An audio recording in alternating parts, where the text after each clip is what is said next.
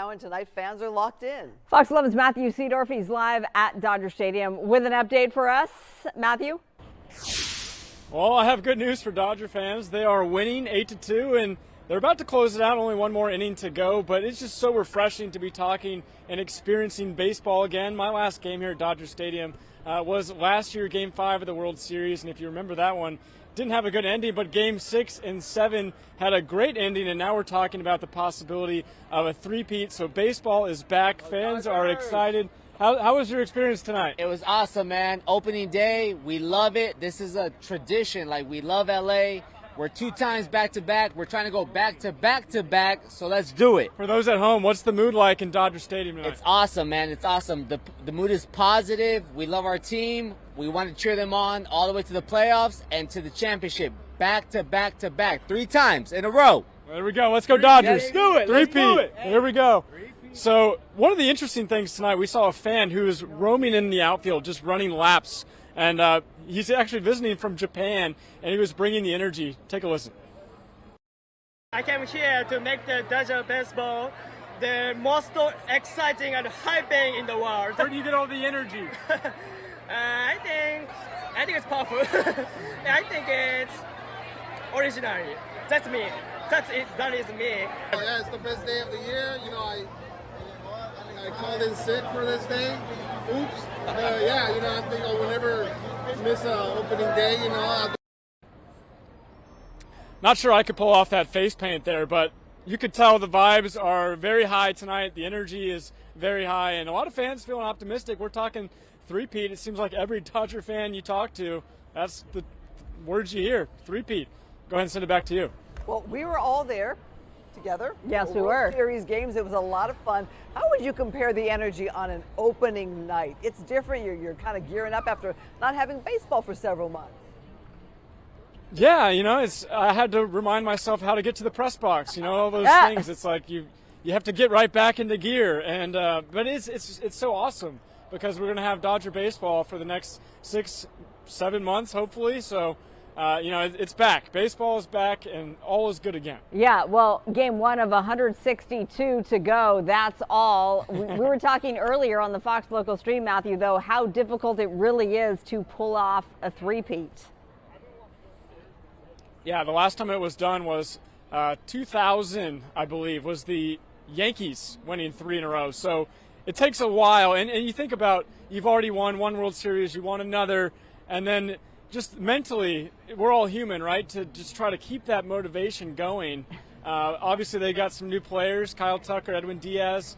So, you know, I think they can do it. But just we'll see. A great night with great weather, clearly a great score. It makes it a lot better when you've got a great score like that. But just a fun night out there.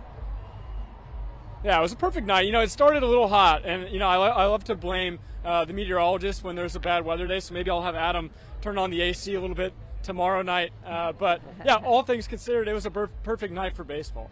Love it. Love it, love it, love it. All right, Matthew, thank you so much. Some other news tonight with Congress still unable to reach a deal on funding, Homeland Security and lines at U.S. airports hitting record long wait times. President Trump tonight says he'll sign an emergency order to pay TSA agents immediately. On Capitol Hill, senators discussed a last and final offer to end the funding standoff. Republicans are trying to address Democratic demands for changes to President Trump's immigration enforcement. Congress is set to go on a 2-week recess this weekend. Well, a close call in the skies over Orange County earlier this week. A military helicopter in the path of a passenger jet. Tonight, the FAA is investigating after a United flight was coming in for landing at John Wayne Airport. We go live to Fox 11 at Lascaux in Burbank, where the airport is working to avoid incidents like this happening there. And you're right about that, Christine. It really sounded the alarms here. They've had many close calls at Hollywood Burbank Airport, not with military helicopters, but a lot of civilian helicopters getting in the way. A lot of the passenger jets taking off, a lot of the pilots complaining. The feds said they were very concerned about this. And just last week, they put in new safety protocols when it dealt with helicopters and commercial jetliners. That was last week. And now, just a couple days ago, we find out about the latest near miss. Let's get to it. To the video we go. This one happened just 2 days ago down at John Wayne Airport in Orange County. It happened as United Flight 589 was on final approach coming in from San Francisco with 168 passengers and crew on board. When all of a sudden there was a warning, they realized there was a Black Hawk helicopter and they come within a couple hundred feet, we're told, of each other, the Black Hawk helicopter and that passenger jetliner. United out tonight confirming that his pilots did see the helicopter. They did receive an emergency alert, and then they maneuvered the aircraft to a different altitude to avoid that danger, and then the United flight lands safely. But you know, when you talk about this, it's the same scary scenario that we saw play out over the skies of Washington, D.C. last January. Remember that? The Army Black Hawk helicopter slams midair right into a passenger jetliner. More than 60 die in that crash. And then we talked about the Hollywood Burbank Airport. They had close calls here just a month ago, a Beechcraft plane and a near miss with a helicopter, civilian helicopter, and that got the FAA to change some of the rules, the safety procedures, and now the feds want to see if that actually helped prevent what almost happened down in Orange County a couple of nights ago. Let's start it off, though, first with the chilling sounds of air traffic controllers talking to the pilots on board that United flight. Listen. United 589, left turn at Echo. United 589, just want to clarify here, did you get just a traffic call reference to helicopter, or did they restrict the altitude or anything? Yeah, we got a resolution library. Alright. Okay, so you guys had an RA. Okay, thank you. And we're going to be addressing that, because that was not good. Helicopters are no longer allowed to use a method called visual separation when working in certain areas. And now those air traffic controllers are required to use radar to keep those helicopters separate. The FAA says it's more safe that way. Now you're looking live, the control tower here. You heard that aviation experts say the FAA says it's more safer that way, much more safe when you talk about using radar instead of visual inspections to try to spot where that helicopter might be coming into your flight plan. And that's what the feds are checking into to see if that new policy actually helped. I can tell you, ladies, that from what the United statement said to us is that their pilots did receive an emergency alert, so we're thinking that might have been the radar alert coming in. Also, they were alerted to that by the controllers in the tower. So the investigation is on, but yet another near miss. Thank goodness that they were able to make those last-minute corrections and nothing horrible happened over the skies in the OC. And Ed, these investigations can take quite some time. Yeah, very much so, because you've got not only the FAA, you have the National Transportation Safety Board, lots of federal agencies involved, and especially this one, because they spent a lot of time working on that new policy, especially after some of the near misses here at this airport dealing with the helicopters, not to mention a military helicopter of all things, and they really think the radar approach is the best way. Here they also did some more flight corrections with the planes that are taking off, adjusting their altitude. Helicopters have to go at a lower altitude. That was here at this airport, but certainly the radar visual, taking over the visual inspection, really a big part of the new policy. Well, glad it all ended well. Ed, thank you so much. Yeah. Developing tonight, trans women banned from Olympic competition. That's the decision today from the International Olympic Committee. The new rule begins at the 2028 Summer Games here in Los Angeles. Fox 11's Nick Garcia reports. Transgender women will not be allowed to compete in female categories of the Olympics. The International Olympic Committee made the announcement Thursday after several months of reviewing female eligibility. The new policy will take effect for the first time at the LA 2028 Summer Olympic Games and will require all women athletes to take an SRY gene screening to confirm they were born female. The White House celebrating the decision on X, saying, quote, President Trump's executive order protecting women's sports helped make this possible, end quote. Trans men can compete with the men. So that sends a big message as well. Critics of the new policy say it is discriminatory and impacts the mental health of many trans people. There's been an uptick in the anxiety, in trauma responses, in depression, because it invites the old messages that trans people are struggling with of just wanting to belong. It goes against our California values. It's going to cause harm to the transgender, gender expansive, and intersex communities, both in Los Angeles and across the world. The IOC says this new policy will, quote, protect fairness, safety, and integrity in the female category. It's unclear how many athletes currently competing at the elite level will be impacted, no transgender women competed in the 2024 Paris Games. Nick Garcia, Fox 11 News. Developing tonight, a great white shark sighting caused a scare in Newport Beach. Newport Beach fire officials say the 8-foot shark was spotted near 35th Street around 1:15 this afternoon. Lifeguards cleared the water for a mile in both directions. Warning signs are now posted. Helicopters and rescue boats are patrolling that area. Shark sightings here are rare, but officials are urging everyone to stay out of the water until further notice. Spread the word on that one. All right, tonight a smash and grab spree in Sherman Oaks has business owners on edge. Thieves hit the shop Toy Mandala not once, but twice in a single week, power sawing their way to tens of thousands of dollars in high-value Pokemon cards and a safe. Meanwhile, just down the street, last night, jewelry cases were shattered at the Westfield Mall Macy's. Police believe separate organized crews are behind the heist. No arrests have been made. Still ahead at 8, a second rattlesnake bite death in Southern California just this year. I'm Christina Gonzalez in downtown Los Angeles. A promise fulfilled. Yes, the Dodger tattoo is finished. It's on my back. I feel like we've got this H tattooed over us lately. It hasn't moved anywhere in a long time. That's why it's been so warm, but it will shift out of here next week. Cooler air on the way, a little rain in the forecast as well. I'll have that coming up.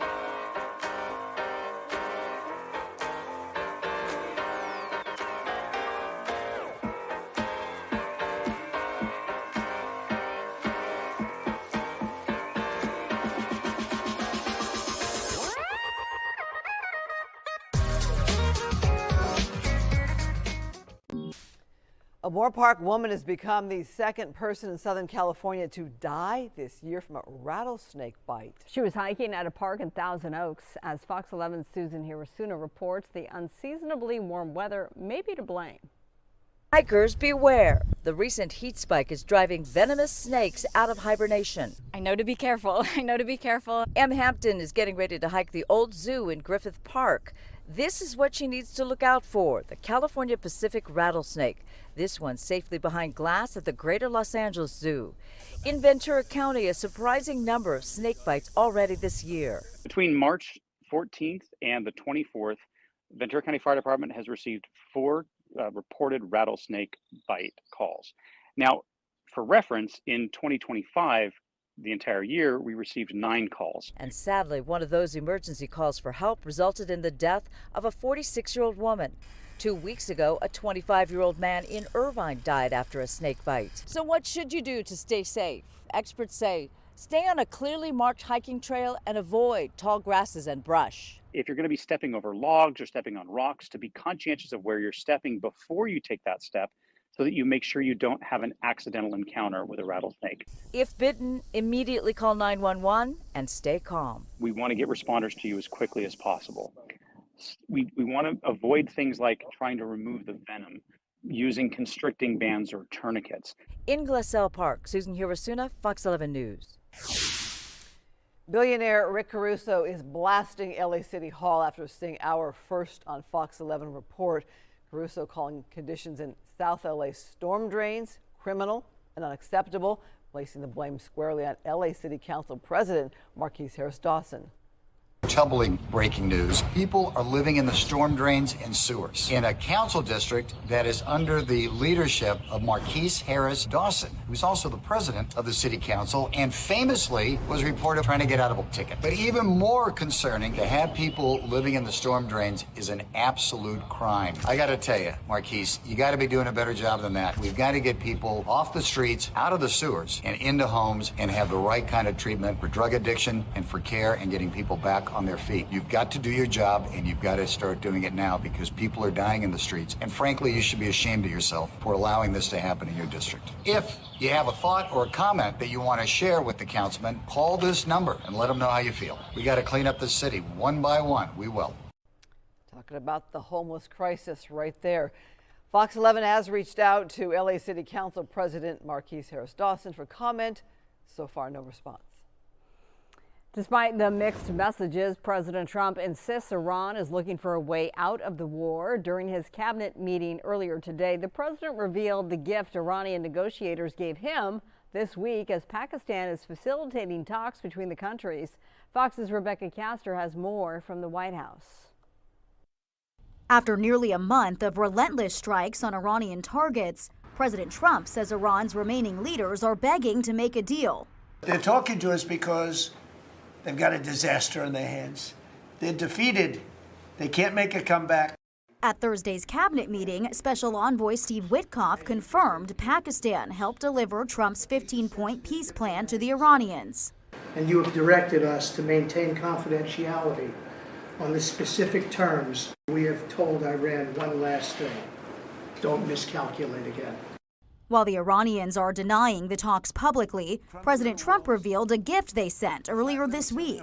They said to show you the fact that we're real and solid and we're there, we're going to let you have 8 boats of oil. They then apologized for something they said, and they said, we're going to send 2 more boats.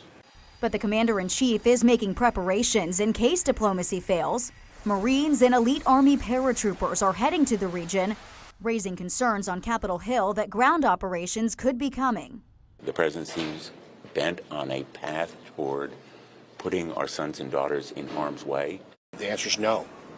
We can achieve the strategic goals that Donald Trump wants to achieve without doing that.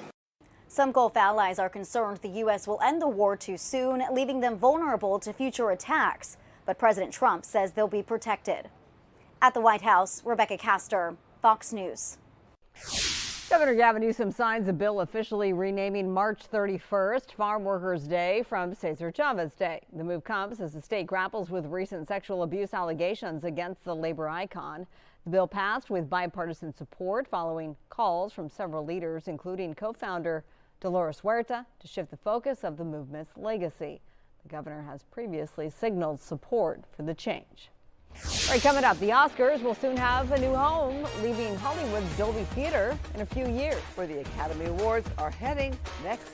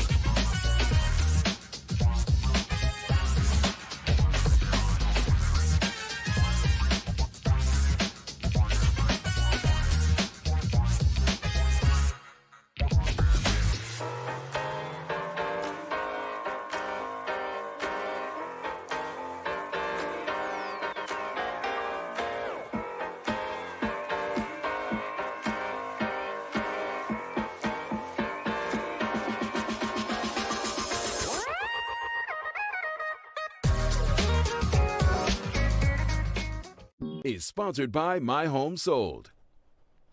Well, the weather was perfect for a take me out to the ball game sort of a deal today. It was opening day at Dodger Stadium. Final score tonight against the Arizona D-backs, 8-2. Dodgers take it on their first. Only 161 more games to go. That's it, Christine. What a score, though. Yeah. Fans, what a score, what a night, and what a nice night to be out at a game. Adam Kruger with the weather. Yeah. Well, hey, 161 more to go in the regular season. We know there's going to be more on top of that, right? Many more games on top of that as we head for a third World Championship. And so also want to shout out the Angels, who won tonight as well in Houston. So both home teams 1-0. Excited about that. Live view out of Mount Wilson right now. We got a calm night. We have a pleasant night. It's feeling pretty good out there. We've got similar weather as we round out the rest of this week.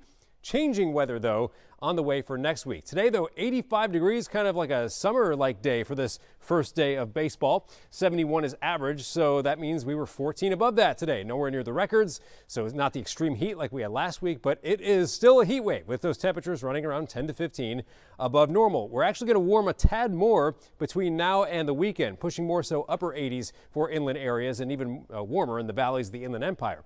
A new pattern, though, on the way next week, which will bring cooler temperatures and maybe some rain. I've got a question mark on that because I don't expect it to be too widespread, and actually the rain looks to have dialed down a little bit for next week compared to the last few days. We'll look at that in a moment. We have this high pressure, though, that's really just stretched out across the whole southern part of the country, keeping us warm and dry. The jet stream, that river of fast-moving winds in the atmosphere, kind of like the storm track, is sitting up here.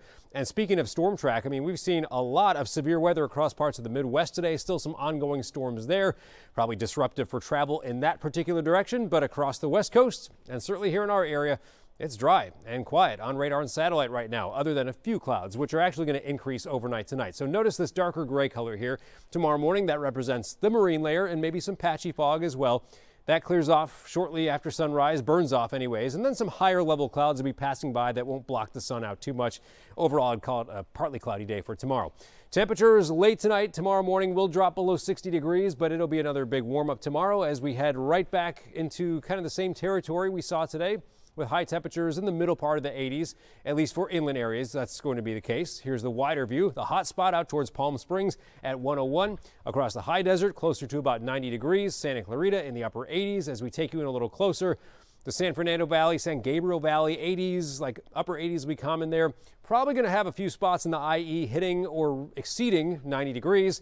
You see from LA down through inland Orange County, we'll watch for some 80s there, and then closer to the coast, it will be cooler with highs low 70s to near 70 degrees.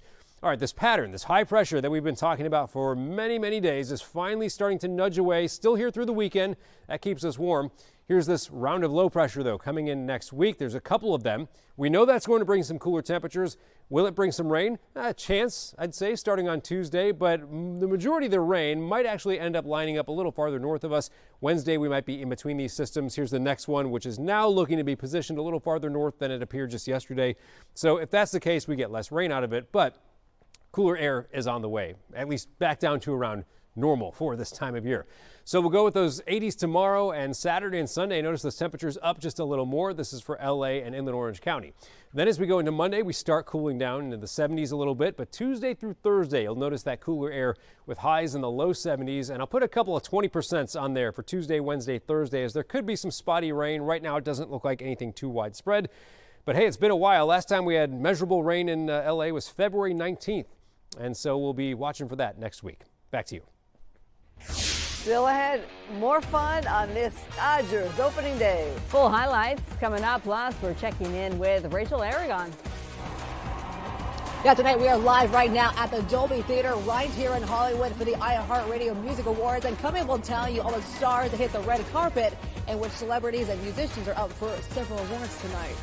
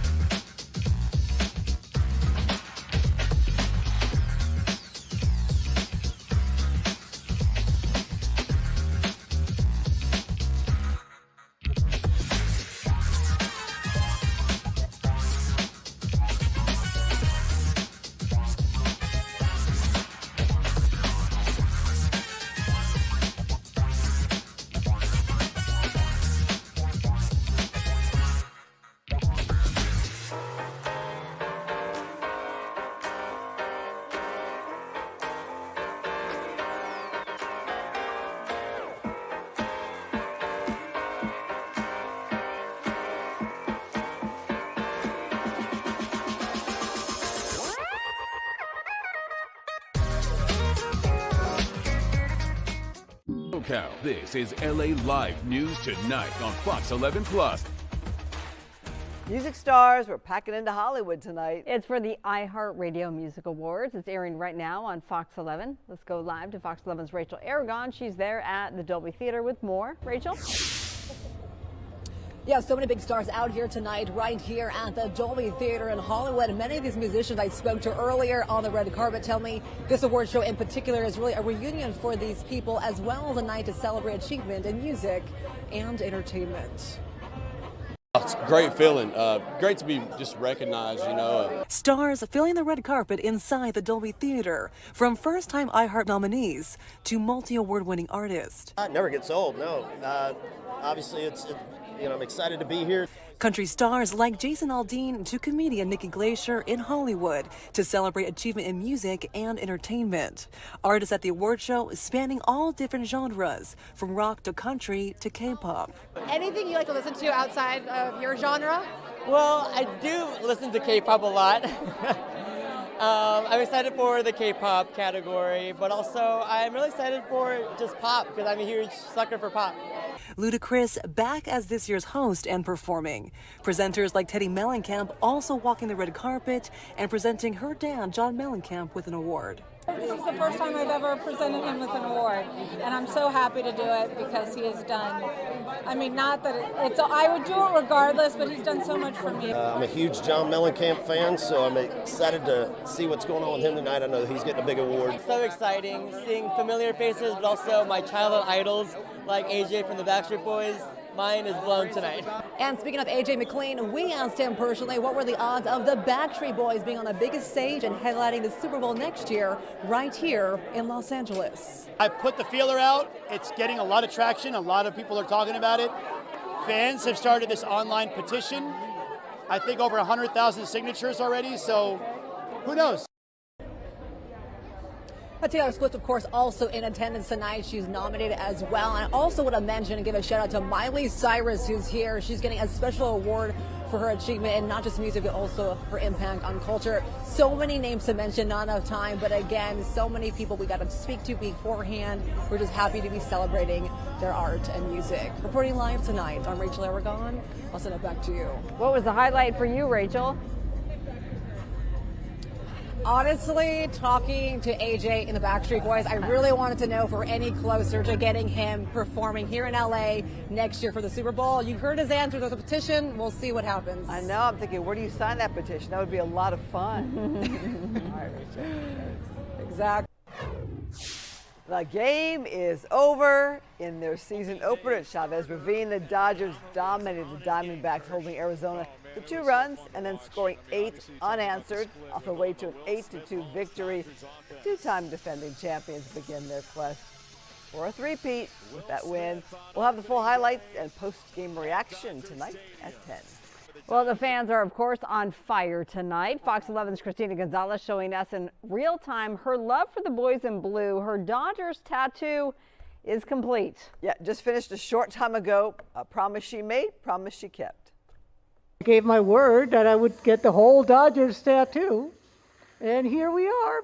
It only took a couple of hours for the owner of Broken Hearts Tattoo LA to finish the Dodger tattoo I promised to put on my back last season.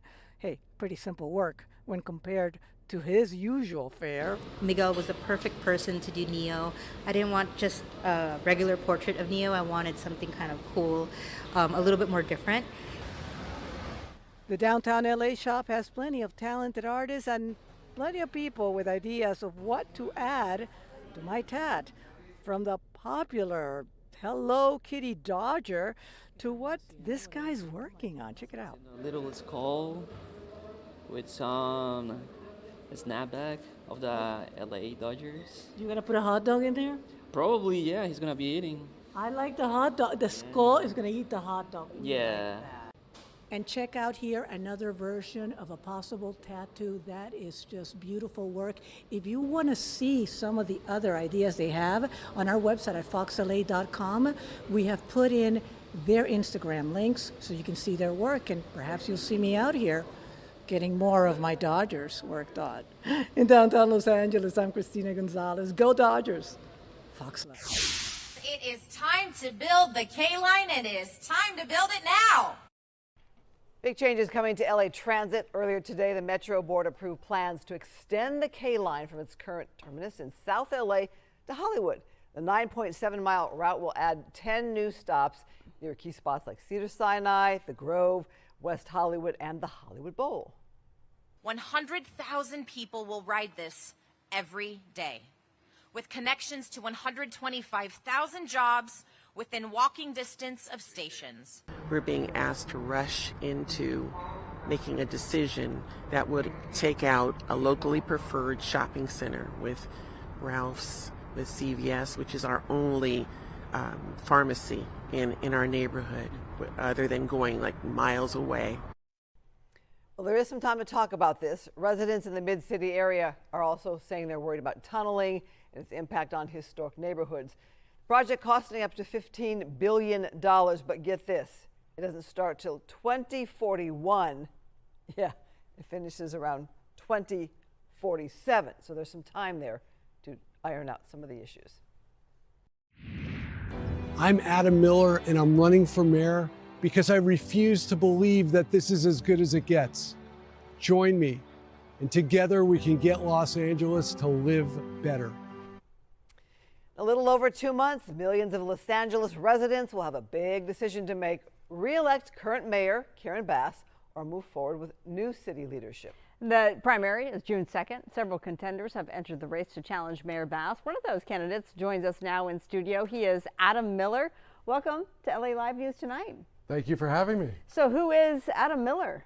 So Adam Miller is a father of 3, a lover of LA, a multi-time businessman, business owner, and CEO, multi-time nonprofit leader, and somebody that delivers real results to the people in LA. So looking you up, it lists you as a tech entrepreneur, big time in the world of philanthropy and dealing with the homeless. For those who don't know who to vote for at this moment in time, why are they voting for you?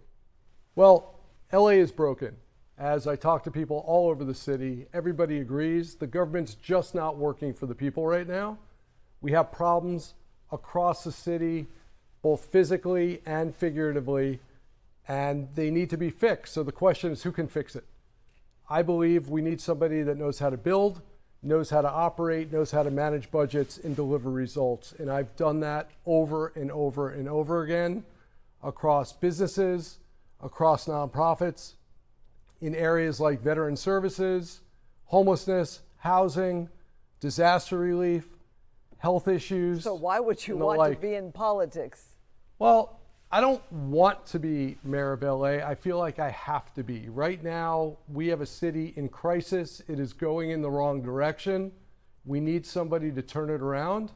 I have the leadership skills, I have the operating experience, and I know how to get things done. And that's what we need in City Hall right now. Well, the Bass campaign has already labeled you a, quote, self-funding billionaire who doesn't understand the, quote, crisis of affordability. Your response to that? Well, first of all, thank you for acknowledging how successful I've been. The reality is that when I started Cornerstone, I started the company with nothing. This is in the education sector for those who aren't familiar with Cornerstone. So Cornerstone became the largest education company in the world, but it started from my bedroom with me maxing out credit cards, living on top ramen, struggling to make payroll, and understanding how hard it can be to run a business and operate, and living with the challenges of affordability in LA. But I was able to build that business 10 years as a private company, and then 10 years running it as a public company CEO, turning it into a multinational public company, and creating real success and educating people all over the world. So what would you do with the issue of homelessness? Because I think one of the critics, they say, is that you got to deal with policy, government economics, rules, regulations that come with being a civic leader, but also in the political world. Yeah, so I started Better Angels with my wife in order to address the epidemic of homelessness that we have today, right? You can almost fill Dodger Stadium, which we might have been tonight if this was a different evening, and with people who are unhoused, which is an incredible visual to think about, really is. right? You can fill that stadium with people unhoused in LA County. It's just unacceptable that this is a situation we're in. So we started a nonprofit, Better Angels, to address this homelessness epidemic that's plaguing our city. And what we found is with pragmatic thinking, some innovation, and some bold initiatives, you can actually have an impact. We've kept thousands of Angelenos off the street who were on the brink of eviction. We have served thousands of unhoused individuals who are living on the street, trying to get the services they need, trying to get into interim housing. And we are on our path to build hundreds of affordable housing units at a third of the cost in a third of the time that the city's doing. And we've been able to do this privately through a nonprofit. Imagine what I could do as mayor of the city. Lastly, with probably about 30 seconds to go, running a business and running the city, very different things. We talked about this on the stream. You can't just fire your city council member who you may not agree with or who may be underperforming in your eyes. How do you handle that? Well, I haven't just run businesses. I've also run nonprofits where it's about collaboration and consensus building and partnership. At the end of the day, a leader knows how to have a vision, align a team to that vision, set goals, drive operational excellence, measure results, and hold people accountable.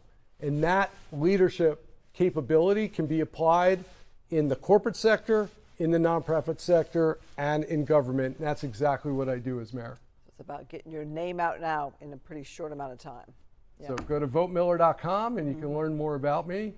And thank you for having me, because we are driving awareness right now across the city, because we need somebody that can actually fix LA. All right, Adam Miller for LA Mayor. Thank you. And again, there are several candidates running against LA Mayor Karen Bass. For the full list, their backgrounds and goals, you can head to our website, foxla.com. Adam, good to meet you. Thanks for being here. Thank you so much for having me. Thanks for coming in. All right, let's talk about the great weather, which I think we can all agree on that. Chief Meteorologist Adam Kruger. Yeah, here's a snapshot of what tomorrow looks like. We essentially have this warm for March weather lasting right on into the weekend, but there is a significant pattern change coming our way next week. We'll be talking about the cooler temps and possible rain coming up next.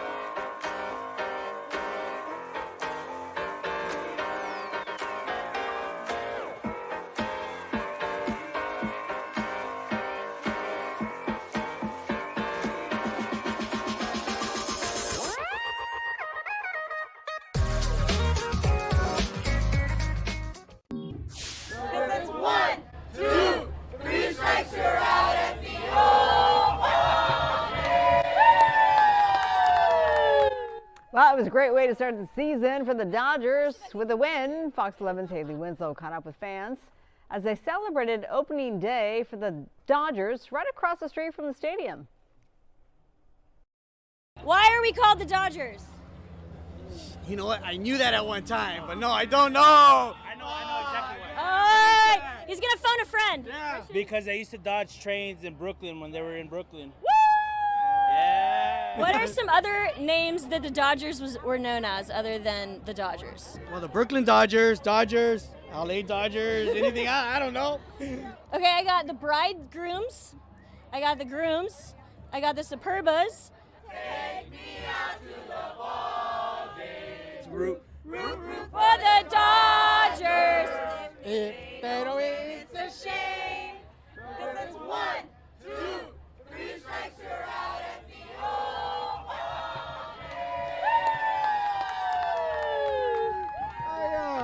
That's right. I think you won the game. And FYI, the Angels opening the season on the road, though, in Houston against the Astros. Mike Trout hit his first home run of the season. The Angels win 3-0. Full highlights from the game and the Dodgers coming up on Good Night LA. And it should be noted that the last time that the Angels won an opener on the road 13 years ago. Wow. So it's been some time. Could be a good omen for there you go. things to come this season. And you're saying for their home opener, we all have to wear red. Yeah, I mean, rightfully so. The Dodgers get a lot of attention today. We also have our Angels. And their home opener, I think, is April 3rd. So they've got a bunch of 7 road games to start the season. Okay. So it'll be a little while. But get your red outfits ready. Yeah, let's do it on Friday, April 3rd. Okay. Want to talk about weather? Yeah, let's do that. It was hot at Dodger Stadium earlier. Yeah. It was 80 degrees earlier. Yeah, it got to the 80s. Before the game, 60s towards the end of the game. Right. So, the nice. Bring a jacket. Yeah, once the sun goes down, it gets very comfortable there and a little bit cool as well. So there's going to be more of that to go here through this week and this weekend as we continue with a month that has been warmer than normal every single day. If there was a cooler than normal day, it would show up as blue. Notice how every day is red. Okay, so it's been, as you know, hot. Of course, lately we had those 90s last week. It's 10 degrees cooler, 15 degrees cooler in some cases this week, but still warm for March. Today we were at 85 downtown when 71 would be considered normal for this time of year. Here's our temperatures currently, though. Of course, we've cooled off pretty nicely since earlier in the afternoon. We have a lot of 60s on the map. We go farther inland, some 70s, and then our hot spot really stands out right there. Palm Springs at 88 degrees right now, and a little bit closer. Again, pleasant evening. The next couple of evenings will be just like what you're seeing right here. Overnight tonight, we expect those temps to drop a little bit below 60 degrees for most areas. Notice the cold spot, Big Bear at 36. The warm spot not far away at Palm Springs, 73. But again, many spots here on this particular view, they're going to look for those lows in the mid-50s, upper 50s. There's a couple outliers where it'll be a little bit cooler.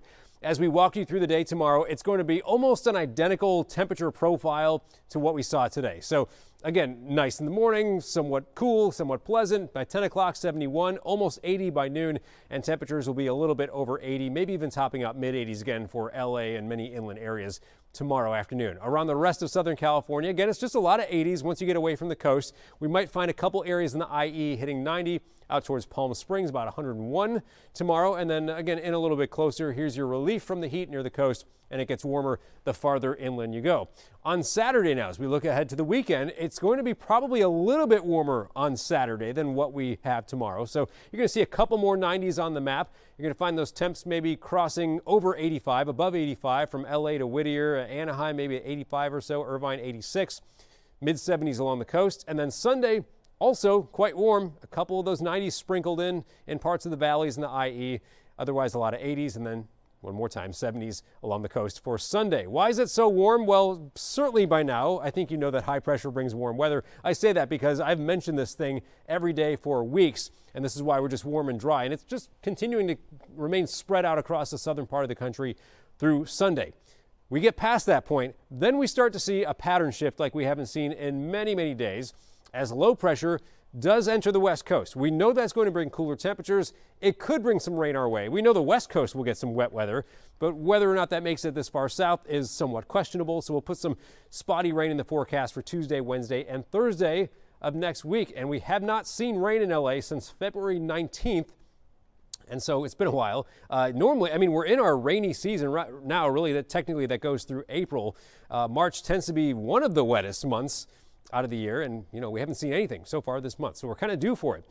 All right, temperatures through the next few days well above that normal of 71. We're into the 80s, probably upper 80s by Sunday, down a little Monday, and then there's your temperatures around normal by next week with highs in the low 70s. For the coast, it's going to be warming up a little more. Look at Saturday in the upper 70s.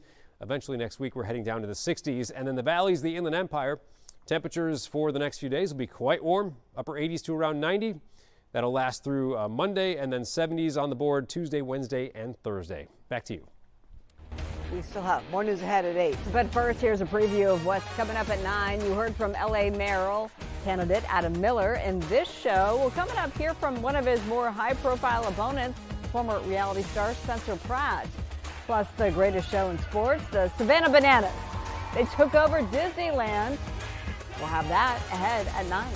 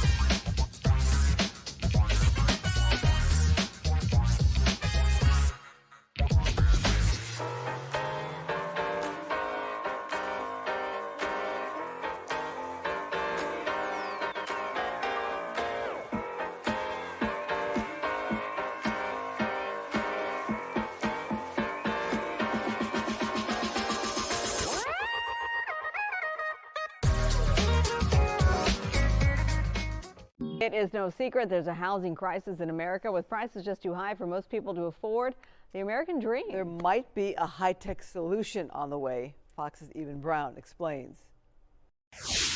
You can now assess entire cities, counties, metropolitan areas in minutes, which used to take weeks, days, years. The White House may want to make housing more affordable, but one of the main issues is there just aren't enough houses. A big part of that problem is the logistical challenge of developing new real estate, prompting a growing number of high-tech solutions, including Prophetic, an AI-powered land intelligence program. The concept is simple. Instead of manually reviewing zoning codes, environmental laws, and parcel data across multiple states, AI streamlines this process down to a matter of minutes. You don't want to spend your time on the county website, banging your head against the wall, conducting these manual analyses. Now developers are using it to uncover viable land in markets desperately in need of more housing. Many of those sites were overlooked because the data was fragmented or skewed by language. There's actually 9,378 ways to describe single-family detached homes in the United States. And so AI and large language models specifically really solve that pain point. Centralizing all that data lowers not only development time, but also costs, leading to cheaper housing in underserved areas across the country. You have an entire $856 billion a year industry in the United States that runs on information arbitrage. the more you know about a local market or a specific parcel, the more money you make, the more you can capitalize on those opportunities. And the AI real estate market is expected to be worth $1 trillion worldwide by the year 2030. In Miami, Eben Brown, Fox News. Last weekend, Gabriel Iglesias and Joe Coy sold out SoFi Stadium. Well, today, Fluffy joined Good Day LA Plus to talk about the historic moment and his new tequila.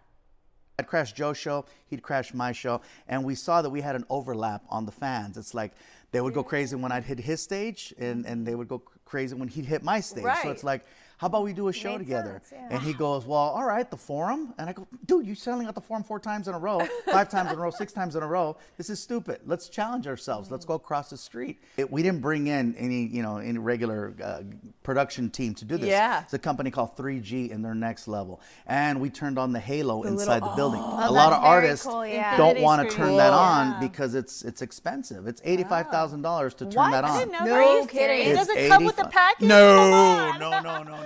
SoFi is like Spirit Airlines. They charge you for everything. Every little thing. Oh, you want to use the restroom? That's an extra $5K. Yeah, just, I have this whole little brand thing that's going on Okay, here. so now how did that come about?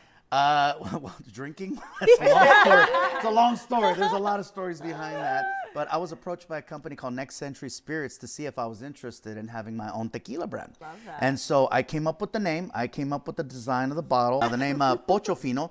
Pocho is a name that basically, when you're Mexican, born in the U.S., it's a name that they call us. Eres un pocho. So I turned that word into a positive, added fino to it, because anytime you put the word fine on something, it That's just right. makes it better. Right. Elevates. And the flavor, we did a taste testing, which was so much fun. Tequila taste testing. I bet. That's fun. They showed up with like 30 bottles, and they're like, all right, let's find one that you like. I said, this is going to be an awesome day. Yeah. And I remember half the day. What we makes came a up good with tequila, we came up with the flavor and the bottle and everything. So what is and, the flavor? Yeah. It's a blanco. It's like a silver. So, Okay. Okay. But you have other versions too. Yes, I other have flavors? a grilled pineapple and a Mexican candy. No, you're the third comedian on this show that we've had that's worn a hat similar to yours that you're wearing right now. For the last 3 or 4 specials, I have worn the hat, but look, it's just so that I'm different. Oh, there Nice. you go. That's right, baby. I don't always take off my hat. So like if I'm not smiling, it's like it's like watch Wait, this, what watch is this, it? watch I've this, watch. seen your Watch how resting evil face. I look when I Let me don't see. smile. Oh, Yeah, right? America's Most Wanted right there. I like that. Me and Ice Cube. Almost unrecognizable because you're Telling you. always smiling. Yeah, I do that at Chick-fil-A when they yeah. don't get the order right. All right, so much more with Fluffy on the Fox Local app, and he talked about who he was starstruck to meet, which comedian, dead or alive, he would love to open for, and the $1 million deal he said no to. The Oscars are saying goodbye to Hollywood, hello to downtown LA starting in 2029 at the 101st Oscars. The ceremony will move from the Hollywood's Dolby Theater to the Peacock Theater at LA Live. The Academy's partnered with AEG to upgrade the venue. The move also aligns with the Oscars broadcast shift from ABC to YouTube. Wow. I know. Going to the stream. But I was just at LA Live in that area at crypto.com, and it's amazing downtown. They're going to do some upgrades to the Peacock Theater, so they've got a few years to do that. So in 2029, it's probably going to be a grand venue. It'll be ready to go. I think so. Yeah, all right. That's what it is. All right, don't go anywhere. We're not done yet. No, LA Live News Tonight continues at 9 o'clock. My conversation with Spencer Pratt and our conversation with Adam Miller, both running for LA Mayor in the 9 o'clock hour. Stay with us.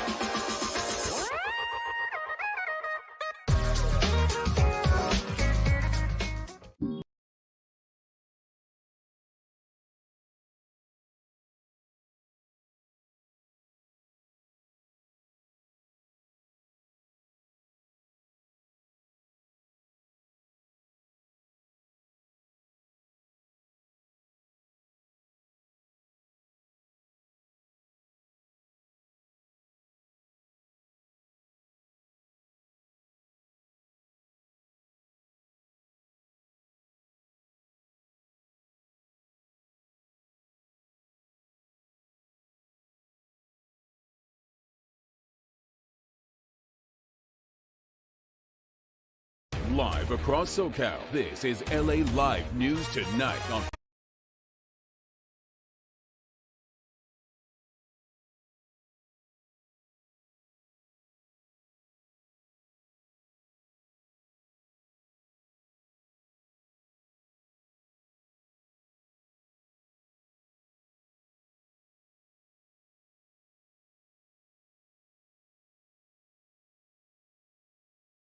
Fox 11 Plus. Now at 9, Dodgers win on opening night. We're live with reactions. With a couple of assists, he's now got 6 assists since he joined the team, and he's standing by right now with Ali Lozov. John, thanks so much for joining us. You set Granny up for the hat trick tonight. Just how awesome was that with 1 second remaining? Yeah, I mean, that was a pretty exciting game coming back. PP after plenty of chances throughout the game to kind of break it open. I think we came up big to tie it up, and then yeah, I mean, when the puck's going in like that, I tell him you just got to keep shooting, and he's been on fire, so that's great to see. Well, you've been on fire too. That's 5 assists in 2 games for you. Just how are you feeling with this team and your teammates? I think there's the familiarity. I think the playing styles are different from where I came from, and not that it's rocket science, but it takes a little getting used to and finding guys in different spots. But all in all, it's been a blast, it's been fun, and just looking forward to the next game.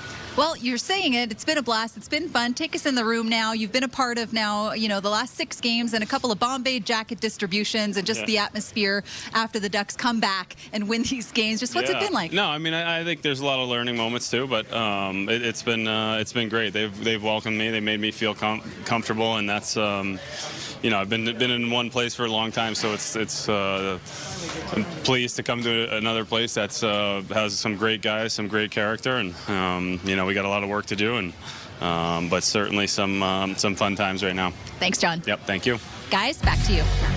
Ducks have now won 20 of their last 27. He said he's looking forward to the next game, Hazy. So are we. The Ducks will wrap up the road trip Saturday afternoon in Edmonton. Connor McDavid and his Oilers are currently in a stalemate with the Vegas Golden Knights. They're tied 3-3 in that hockey game. That's a big one for both of those teams.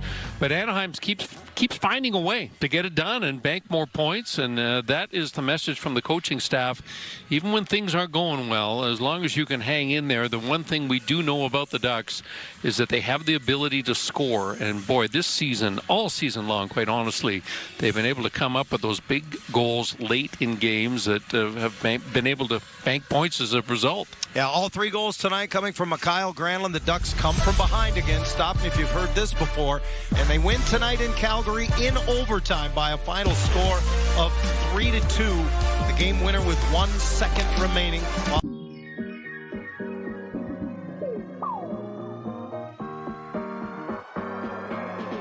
It is a long season. You always worry about injuries, and then we're all human, right? So you won 1 World Series, 2, and then you almost mentally you feel like, we can do that, but I don't know if you have the same amount of push that you might have that first go round, the second go round. So it's a tall, tough task to ask of them. I know that they're hearing these three-peats being thrown around as well, so the pressure is going to be on. But if anyone can do it, it's these Dodgers. Yeah, and didn't Shohei, he gifted everybody a custom gift bag today in the locker room. You hear about that? And I believe it was a $4,000 Seiko watch, and the note read, here's to a three-peat or something like that. Yeah, I did not have that gift, unfortunately, but We're all it looking at sounds our like watches. a great time. Yeah. But I'm happy for them. They deserve it. The celebration continues, and tomorrow night they'll be getting their rings. There you go. Love it. All right, Matthew, thanks so much.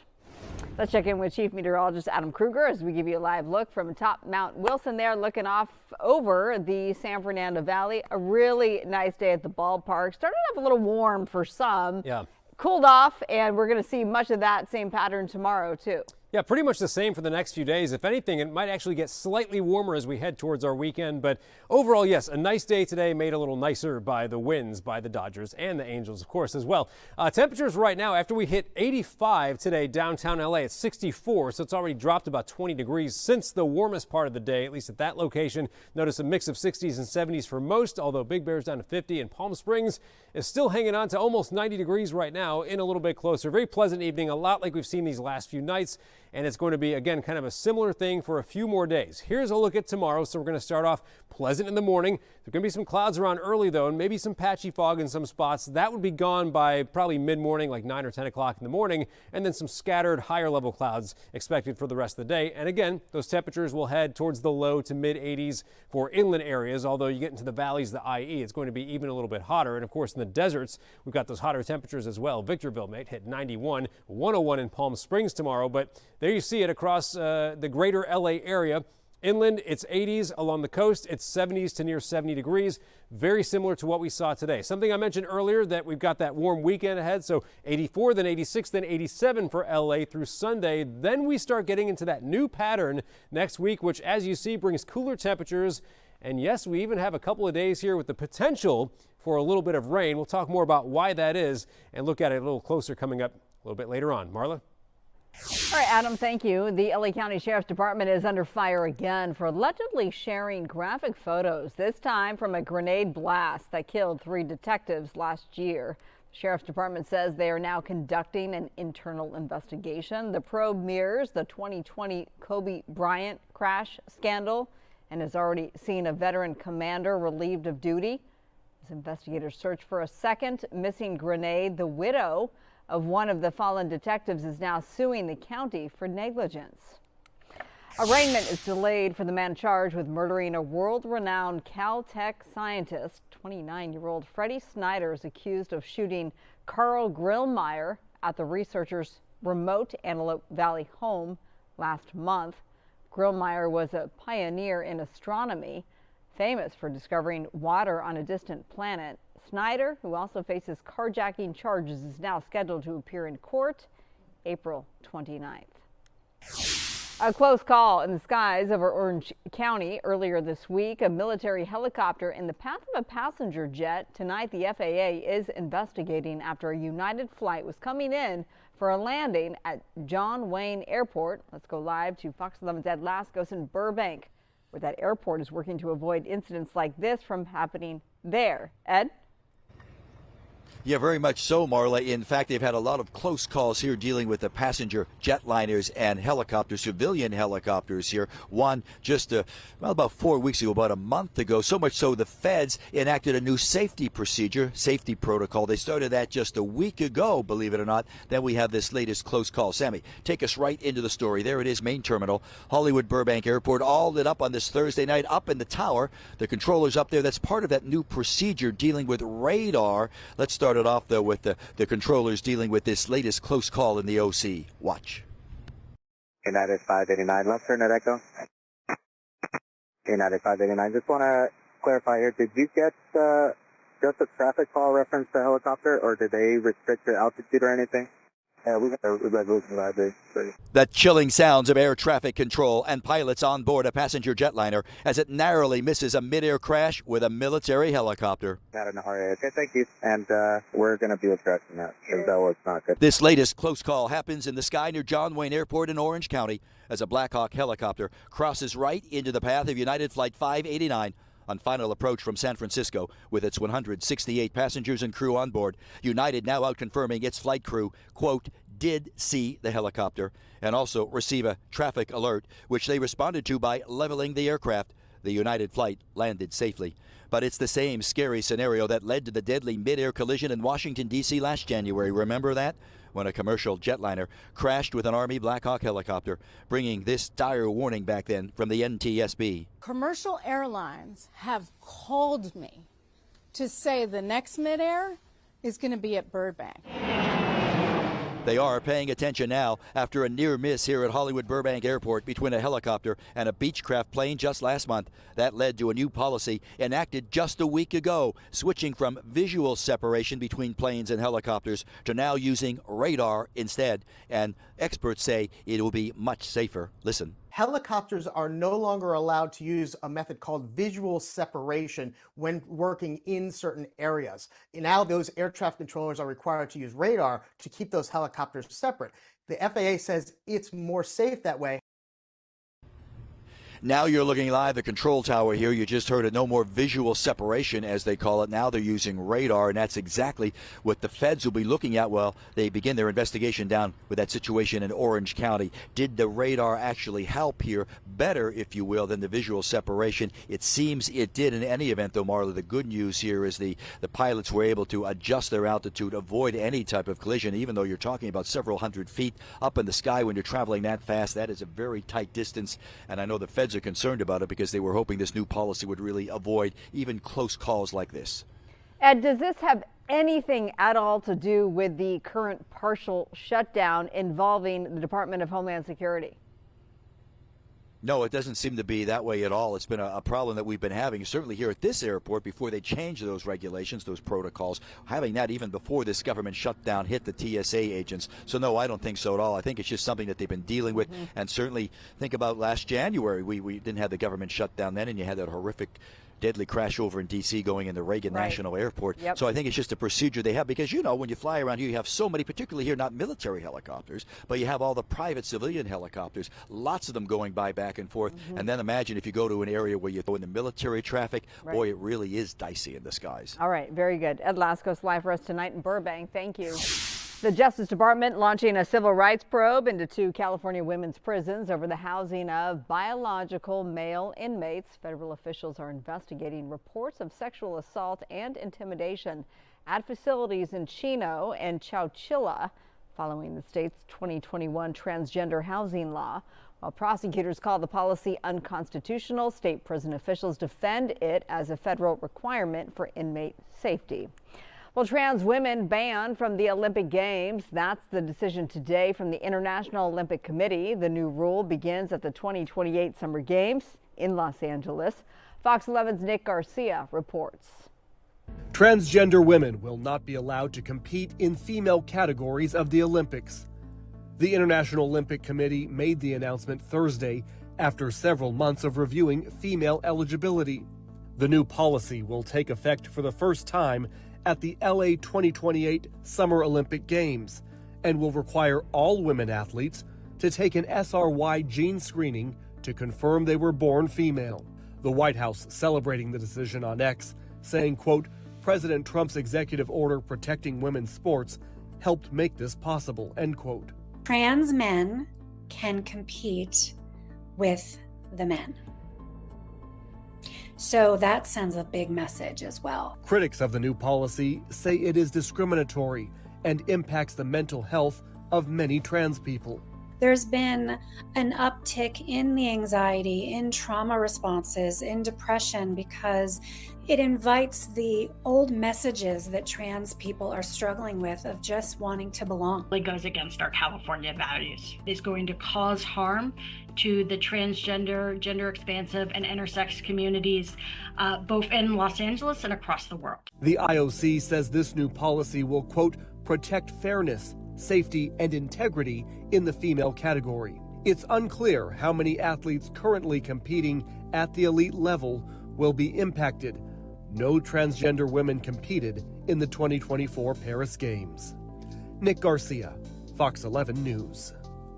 All right, still ahead tonight, President Trump takes emergency action to pay TSA agents and stop airport chaos. And a deadly hike and a rising danger. A Moore Park woman dies from a rattlesnake bite. President Trump takes emergency action to pay TSA agents and stop airport chaos. And a deadly hike and a rising danger. A Moore Park woman dies from a rattlesnake bite as the snake emerged early this year.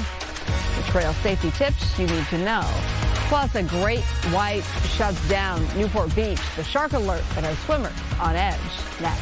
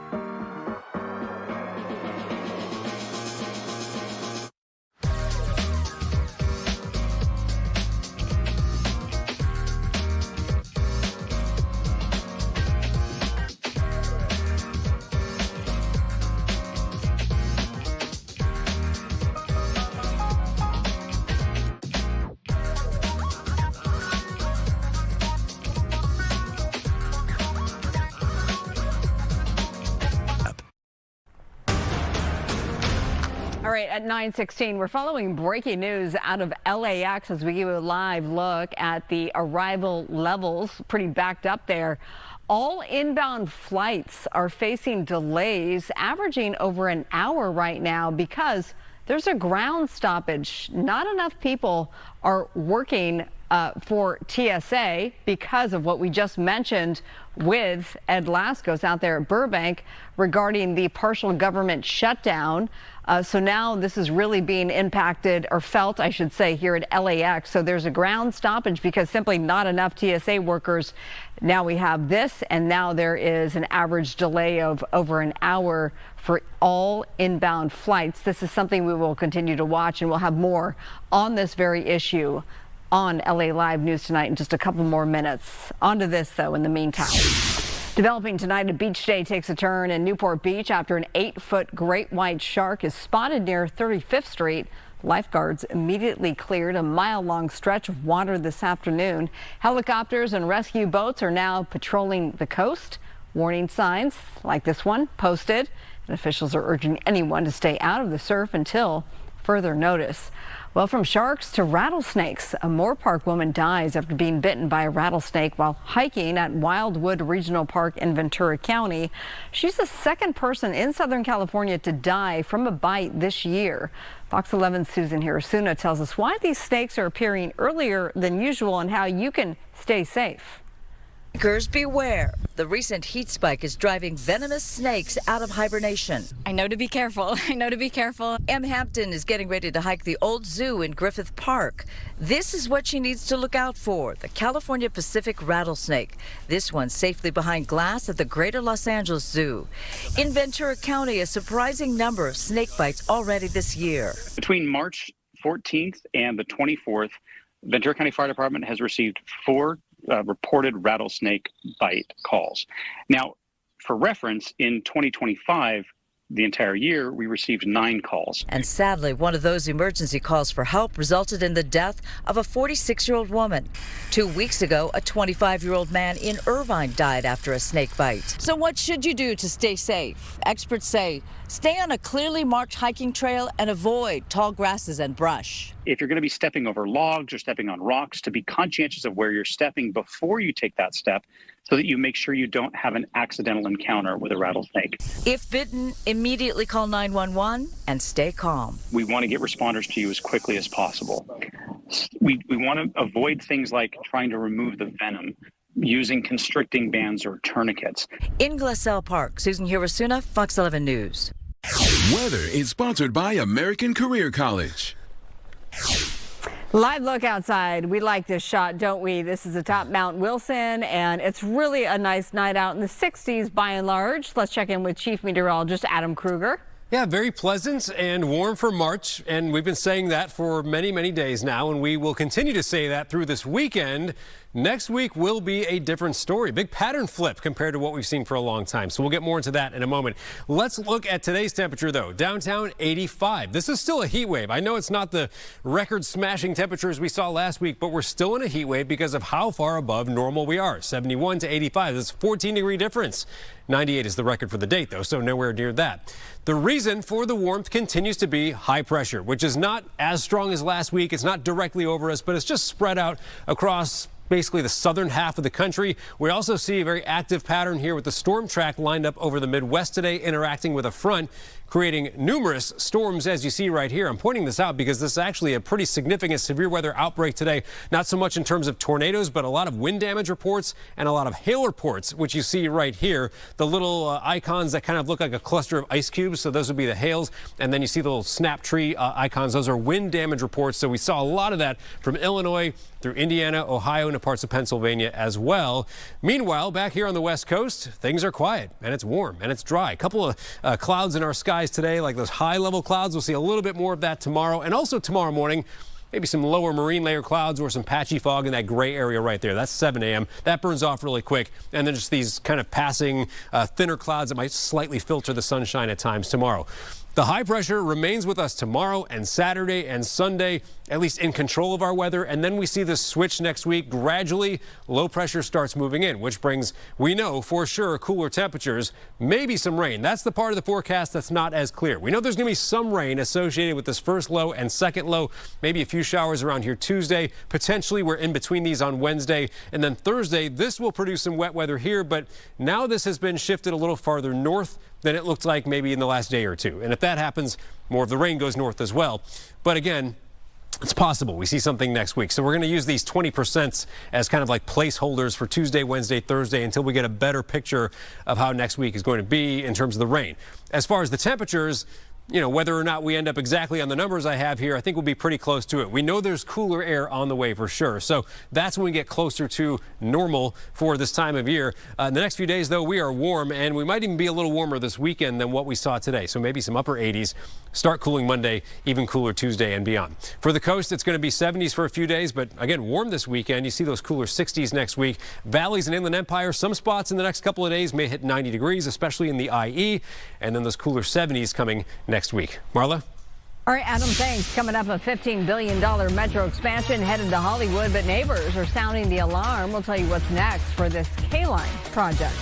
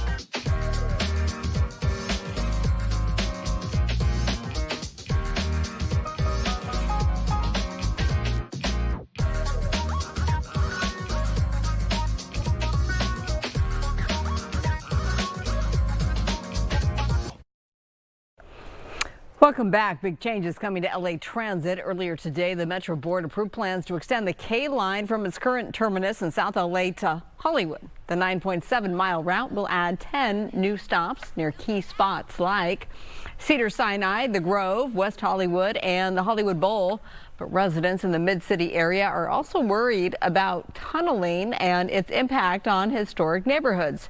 The project, costing up to $15 billion, is expected to start in 2041 and finish around 2047. Well, shocking new allegations tonight against the world famous French Laundry. A former dishwasher is suing the Napa Valley landmark, alleging unpaid overtime and filthy employee bathrooms located in a distant storage unit. The lawsuit claims more than 50 workers were forced to work off the clock. The Thomas Keller Restaurant Group calls the claims baseless, insisting they comply with all labor laws.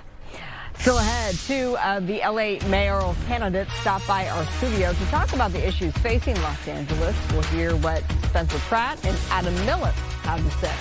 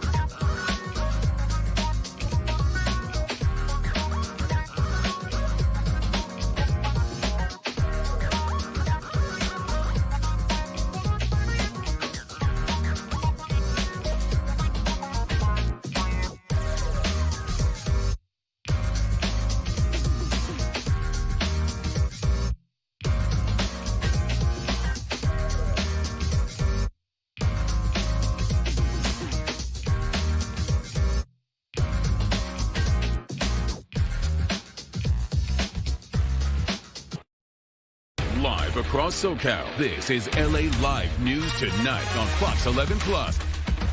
Well, in a little over 2 months, millions of Los Angeles residents will have a big decision to make: re-elect current Mayor Karen Bass or move forward with new city leadership. The California primary is June 2nd. In the 8 p.m. hour, we talk with one of those contenders, entrepreneur and nonprofit leader Adam Miller. Who is Adam Miller? So Adam Miller is a father of 3, a lover of LA, a multi-time businessman, business owner, and CEO, multi-time nonprofit leader, and somebody that delivers real results to the people in LA. So looking you up, it lists you as a tech entrepreneur, big time in the world of philanthropy and dealing with the homeless. For those who don't know who to vote for at this moment in time, why are they voting for you? Well, LA is broken.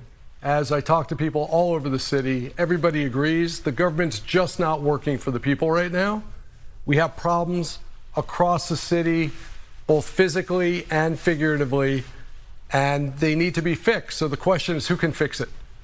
I believe we need somebody that knows how to build, knows how to operate, knows how to manage budgets and deliver results. And I've done that over and over and over again across businesses, across nonprofits in areas like veteran services, homelessness, housing, disaster relief, health issues. So why would you want to be in politics?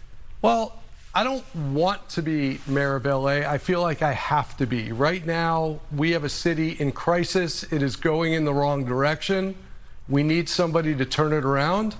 I have the leadership skills, I have the operating experience, and I know how to get things done.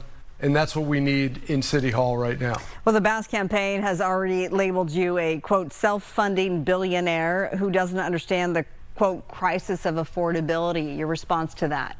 Well, first of all, thank you for acknowledging how successful I've been. The reality is that when I started Cornerstone, I started the company with nothing. This is in the education sector for those who aren't familiar with Cornerstone. So Cornerstone became the largest education company in the world, but it started from my bedroom with me maxing out credit cards, living on top ramen, struggling to make payroll, and understanding how hard it can be to run a business and operate, and living with the challenges of affordability in LA. But I was able to build that business 10 years as a private company, and then 10 years running it as a public company CEO, turning it into a multinational public company and creating real success and educating people all over the world. So what would you do with the issue of homelessness? Because I think one of the critics, they say, is that you got to deal with policy, government economics, rules, regulations that come with being a civic, leader, but also in the political world. Yeah, so I started Better Angels with my wife in order to address the epidemic of homelessness that we have today, right? You can almost fill Dodger Stadium, which we might have been tonight if this was a different evening, and with people who are unhoused, which is an incredible visual to think about, really, right? You can fill that stadium with people unhoused in LA County. It's just unacceptable that this is a situation we're in. So we started a nonprofit, Better Angels, to address this homelessness epidemic that's plaguing our city. And what we found is with pragmatic thinking, some innovation, and some bold initiatives, you can actually have an impact. We've kept thousands of Angelinos off the street who were on the brink of eviction. We have served thousands of unhoused individuals who are living on the street, trying to get the services they need, trying to get into interim housing, and we are on our path to build hundreds of affordable housing units at a third of the cost in a third of the time that the city's doing. And we've been able to do this privately through a nonprofit. Imagine what I could do as mayor of the city. Lastly, with probably about 30 seconds to go, running a business and running the city, very different things. We talked about this on the stream. You can't just fire your city council member who you may not agree with or who may be underperforming in your eyes. How do you handle that? Well, I haven't just run businesses. I've also run nonprofits where it's about collaboration and consensus building and partnership. At the end of the day, a leader knows how to have a vision, align a team to that vision, set goals, drive operational excellence, measure results, and hold people accountable.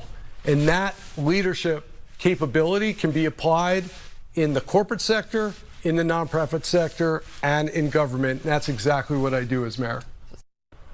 And we thank Adam Miller for his time tonight. And then we talked to this mayoral candidate, former reality star, mayoral candidate, Spencer Pratt. Right? You don't have to run for Los Angeles mayor. What really is the impetus for it beyond the Palisades fire? Is there something else? Yeah, I want my children to be able to grow up in Los Angeles just like I got to grow up here and have that same amazing life in this incredible city. And I didn't want to run for mayor, and nobody stepped up and was saying anything that I needed to hear. Nobody was saying, I'm going to be a mandate for change. I am going to stop what is happening to the city. So I had no choice. Are you concerned about the fact that, for all intents and purposes, if elected mayor, you would both be plaintiff and defendant in that case? and the potential conflict of interest that poses, right? That you're suing the city that you would be elected to hire. So how can taxpayers then trust you to balance the budget while looking to get money from the very city that you would lead? Well, thankfully, I'm not running to be the judge. The case is going to be in front of a judge, and the judge will have the ruling. So there would be no conflict because the mayor does not control the outcome of that lawsuit. Well, Spencer Pratt, he talked to us, and you can add him to the list of critics blasting the city over people living in storm drains and sidewalks. Reacting to this Fox 11 exclusive, Pratt called the mayor's Inside Safe program a failure, saying if he were in charge, he'd order an audit. Well, several candidates are running against LA Mayor Karen Bass. For the full list and their backgrounds and goals, you can head to our website for all that information, foxla.com. And more reaction from that exclusive reporting tonight. Billionaire Rick Caruso blasting LA City Hall after seeing our report. Caruso calling conditions in the South LA storm drains, quote, criminal and unacceptable, placing the blame squarely on LA City Council President Marquise Harris Dawson. Troubling breaking news. People are living in the storm drains and sewers in a council district that is under the leadership of Marquise Harris Dawson, who's also the president of the city council and famously was reported trying to get out of a ticket. But even more concerning, to have people living in the storm drains is an absolute crime. I got to tell you, Marquise, you got to be doing a better job than that. We've got to get people off the streets, out of the sewers, and into homes and have the right kind of treatment for drug addiction and for care and getting people back on their feet. You've got to do your job, and you've got to start doing it now because people are dying in the streets. And frankly, you should be ashamed of yourself for allowing this to happen in your district. If you have a thought or a comment that you want to share with the councilman, call this number and let them know how you feel. We got to clean up the city one by one. We will. Well, Fox 11 has reached out to LA City Council President Marquise Harris Dawson for comment. So far, no response. Deadline for Ron, is that pushed back now, or and if not? I don't know yet. I don't know. Mr. Witkoff and JD and Jared will tell me whether or not they think it's going along, and if it's not going along, maybe not. And we have a lot of time. You know what? It's a day. In Trump time, a day, you know what it is? That's an eternity. President Trump says he will not target Iran's energy plants until at least April 6th, even if the Strait of Hormuz is not reopened by tomorrow. Iranian officials are publicly denying any negotiations are taking place, calling the President Trump's claims, quote, market manipulation. The U.S. may send up to 10,000 more troops to the Middle East as President Trump considers future military options. This is according to the Wall Street Journal. This comes as the U.S. Army plans to raise the maximum enlistment age to 42 starting in April to address record low recruitment numbers. While not a draft, analysts warn raising the age for volunteers could signal mandatory service may be considered next.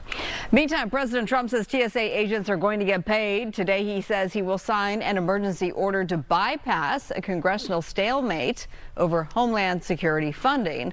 The move aims to stop the chaos at U.S. airports as Democrats continue to push for major changes to ICE operations. Right now, it's unclear how soon those payments will be processed. Up next, during Women's History Month, Angel City FC is making history of their own. The Red Hot team being recognized for their impact on and off the pitch. And music's biggest stars are taking over Hollywood. We'll take you to the iHeartRadio Music Awards. And we've got this high pressure locked in for another couple of days, which means we stay very warm for March. However, next week, finally, a pattern change, cooler, maybe even a little rain. I'll have that in my forecast coming up.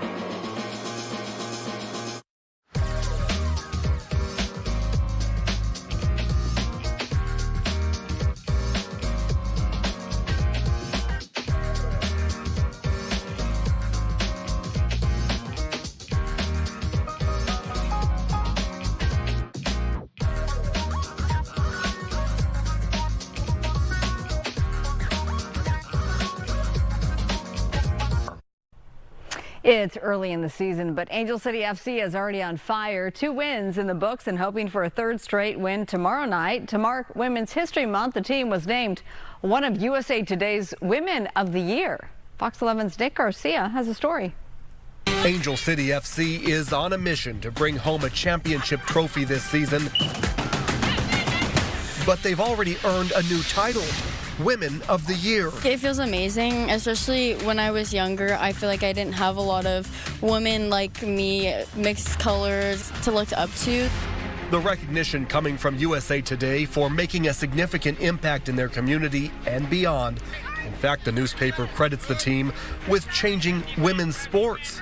Among the reasons, the growing fan base that's proud to support women athletes. And our fan base are at the absolute heart and the core of what is possible in women's soccer, specifically Angel City, and we can't wait to get on this journey with them this season. Between every match, a broader goal to encourage the next generation of female athletes. It's amazing to just see the little girls that I can inspire and just show that your hard work does pay off, and it doesn't matter what age you are. If you continue to push and sacrifice, I think you'll get to where you are. Giselle Thompson among the SoCal natives on the team. Over the past 5 years, the club has given back to the community, recruited some of the most talented players, and become one of the most valuable women's sports teams in the world. Assistant coach Larry Earnshaw says Angel City draws so much inspiration from the City of Angels. This team, this roster is really a reflection of LA. It's bright, it's energetic. It also suits the style of Alex, head coach. The roster is really fitting of the city, and hopefully you see that in its energy and its creativity. Women of the Year, a fitting title for a group of players determined to win and inspire. Nick Garcia, Fox 11 News. Well, the Savannah Bananas brought their signature energy to a one-day takeover at Disneyland. Players wowed crowds with performances at Sleeping Beauty Castle and Pixar Pier. Fans cheered as the team paraded down Main Street, USA, and even got to meet their favorite players. Guests enjoyed banana-themed snacks and drinks, plus exclusive team merchandise at a special pop-up shop in downtown Disney.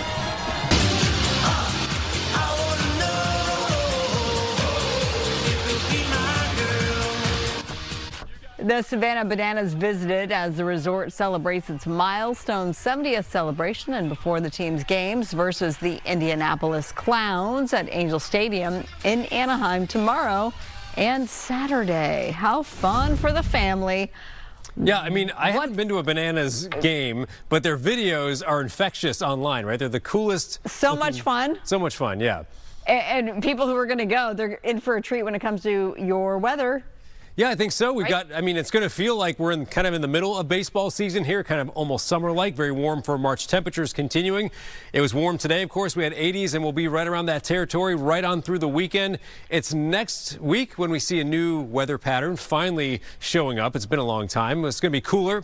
Might even get a few showers around here next week. We haven't seen rain in LA since February 19th. And so, you know, it's been a while, and usually March is one of our wetter months. It's the winter time right into March and sometimes April where we tend to get our rain. And it's just been completely dry, of course, with this warm pattern lately. Overnight tonight, pretty nice temps, not too cold. Maybe you can, you know, just open your windows, cool the house a little bit as we find most lows in view right here between 55 and 60 degrees. There's going to be a couple of spots a little bit cooler than that. And then tomorrow will be temperature-wise very much like today. Also early in the morning, we're going to find, especially near the coast and slightly inland, some clouds, maybe some patchy fog. And then the rest of the day, it's less of the marine layer and more of just some higher level passing clouds that'll filter out the sun a little bit. And again, you see those temperatures still going over 80 degrees tomorrow inland. Along the coast, obviously cooler. And the hot spot will be out towards the Coachella Valley. 101 in Palm Springs up in the high desert could have a couple areas hitting 90 degrees. Over to the IE might go 90 plus in a few spots. Otherwise, the valleys more so in the upper 80s and mid 80s. You can see some 80s from LA to inland Orange County, and then 70s to near 70 degrees closer to the coast. Now, as we go into the weekend, temperatures actually come up another couple of degrees. 86 for LA on Saturday, 87 on Sunday. After Sunday, we start seeing the numbers go down as we get into kind of the beginnings of our new weather pattern. So it's high pressure that's still keeping us warm here. That's a look at Friday, Saturday, Sunday. This orange color is is warm air, and this high pressure just really just spread out across the southern part of the country. Notice this low out here. That's going to start to influence our temperatures Monday into Tuesday. There's another one behind that that's going to keep some cooler temps around. And when I say cooler, I'm talking about average temperatures for this time of year, which would be low 70s inland instead of all these 80s we've had and even 90s we've had lately. So that's the change in our pattern next week. With those couple of lows, it's possible we'll get a little bit of rain. I don't think it's going to be too widespread or too intense, but at least slight chances for us Tuesday, Wednesday, Thursday of next week. You see the 20% right there. Again, though, as far as the temperatures, we are certain those are going to be dropping next week. So we've got the mid-80s tomorrow, 86, 87 on Sunday, maybe just under 80 degrees on Monday. Still a warm day, but a little bit cooler than the weekend. And then next week, it's more so those lower part of the 70s. That was for LA, Inland Orange County. For the coast, it's going to be warming a little more as we head to the weekend, maybe some upper 70s by Saturday, mid 70s on Sunday. Highs in the 60s next week with those slight rain chances. And of course, one of our warmer spots, the valleys, the Inland Empire, we're going to find temperatures pretty close to 90 degrees or upper 80s through the weekend. And then some cooler, more comfortable 70s on the way next week. Marla? Mama's lemon pound cake. It tastes so nice. Afro Man is cashing in on his First Amendment victory as his music streams skyrocket following his recent court win. The rapper's viral hit Lemon Pound Cake, which mocks the police who raided his home, saw a massive 9,000% jump in plays. Even his classic Because I Got High is surging, alongside a major boost in digital downloads that's padding the artist's royalty checks. Nothing ever stays. Nothing comes to mind. Music legend Paul McCartney is back with a new single. Days We Left Behind dropped today. It's the first taste of his upcoming album, The Boys of Dungeon Lane, set for release in May. Variety reports the record, McCartney's first in 6 years, is a nostalgic deep dive into his childhood growing up in Liverpool. Music stars are packing into Hollywood tonight. It's for the iHeartRadio Music Awards. It's airing right now, in fact, on Fox 11. Don't change the channel, though. Rachel Aragon reports from the Dolby Theater. It's a great feeling. Great to be just recognized, you know. Stars filling the red carpet inside the Dolby Theater, from first-time iHeart nominees to multi-award-winning artists. It never gets old, no. Obviously, I'm excited to be here. Country stars like Jason Aldean to comedian Nick Iglesias in Hollywood to celebrate achievement in music and entertainment. Artists at the award show spanning all different genres, from rock to country to K-pop. Anything you like to listen to outside of your genre? Well, I do listen to K-pop a lot. I'm excited for the K-pop category, but also I'm really excited for just pop because I'm a huge sucker for pop.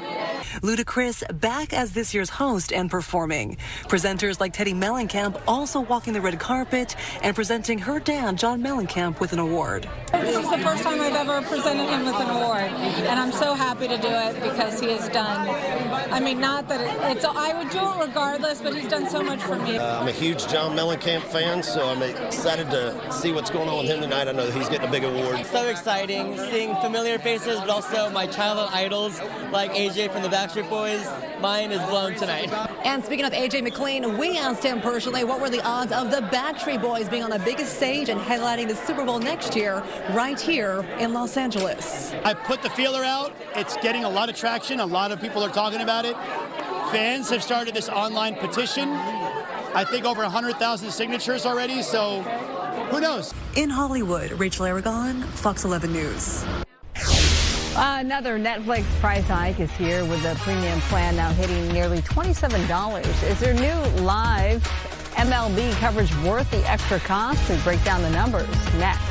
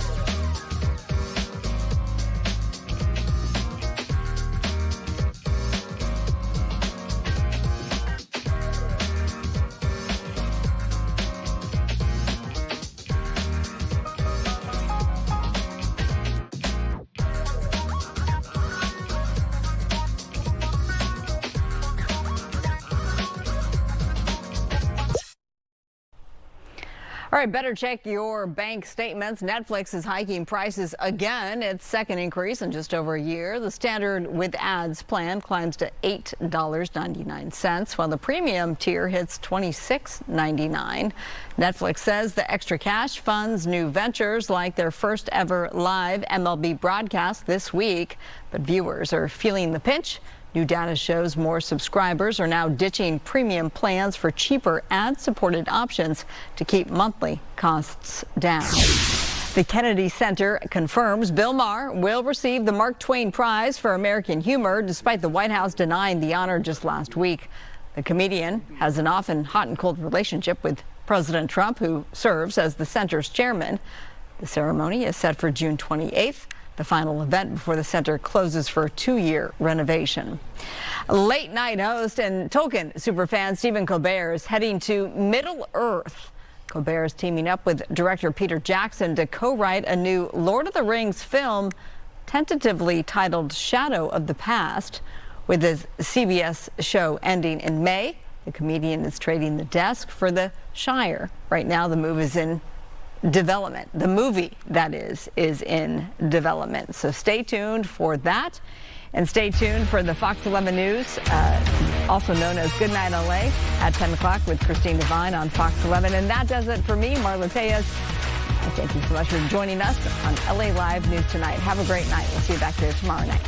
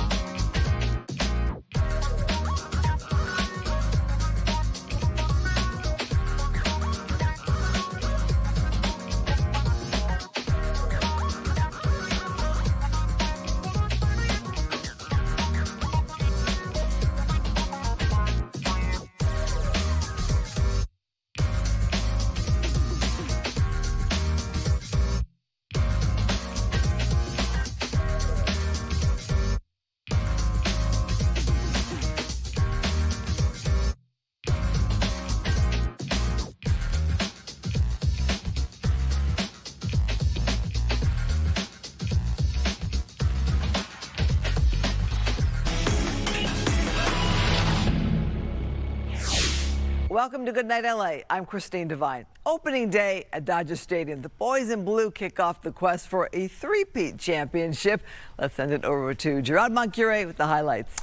Christine, thank you very much. The boys in blue wasting no time picking up where they left off in Toronto just 144 days ago. Season opener against Arizona Diamondbacks at the Ravine, and the two-time defending champs playing like the team to beat once again. Despite spotting the D-backs a two-run lead after a Geraldo Perdomo blast in the fourth, Yoshinobu Yamamoto racking up 6 strikeouts in his many innings, keeping the Snakes scoreless the rest of the way. Dodger bats eventually got hot, scoring 8 unanswered runs. Thanks to big homers from Andy Pages and Will Smith, the Dodger quest for a three-peat officially begins with an 8-2 win and a 1-0 start to the season. Winning today's very first game of the season, that was big for us. And then, however, the season is very long. So we just need to come together and keep going. You know, it's just game one. Obviously, we want to win every game. We got to start with the first one. But yeah, Yoshi pitched great. Offense eventually came through. Good win. Every win's important. It's a long year, but to start off 1-0, you only have one chance to do that. So we did. We come back tomorrow and try to start off 2-0. Of course, we'll have more highlights from the two-time defending champions opening day victory and a little bit more coming up later on in sports. Christine. Dodger fans are chasing history tonight as Fox 11's Matthew Seedorf reports from wedding rings shaped like baseball diamonds to super fans traveling from Japan. The energy is electric. This place was packed tonight. The energy was high. The Dodgers win, and fans already talking about a three-peat. A pulse through the pavilion as Dodgers fans return to a familiar rhythm. Go Dodgers! Sky-high expectations this opening day. Dodgers! You feel everybody ready to be here, ready to start a new season. We're excited, bro. Another three-peat, baby. Three-peat coming soon. They got some good new additions. You know, Edwin Diaz, Kyle Tucker. So we'll see how it goes. Three-peat. Back-to-back World Series champs now chasing history. So you went to the courthouse and then right to the Dodger Stadium. Yes, right here. These fans flashing new rings with the Dodgers wedding night. We love baseball. We love our team. Even her ring is shaped as a baseball diamond. A slow start, then the bats woke up with the help of this super fan from Japan. It's the first time to opening day. I try to enjoy every moment. Dressed head to toe like Ohtani, running laps and taking swings in the bleachers, posing with his new fans. I came here to make the Dodger baseball the most exciting and hyping in the world. Where do you get all the energy? I think it's original. That's me. What was your favorite part?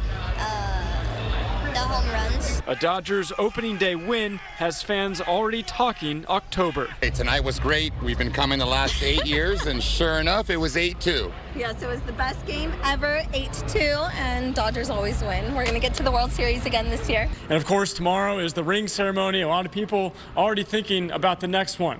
Reporting at Dodger Stadium, Matthew Seedorf, Fox 11 News.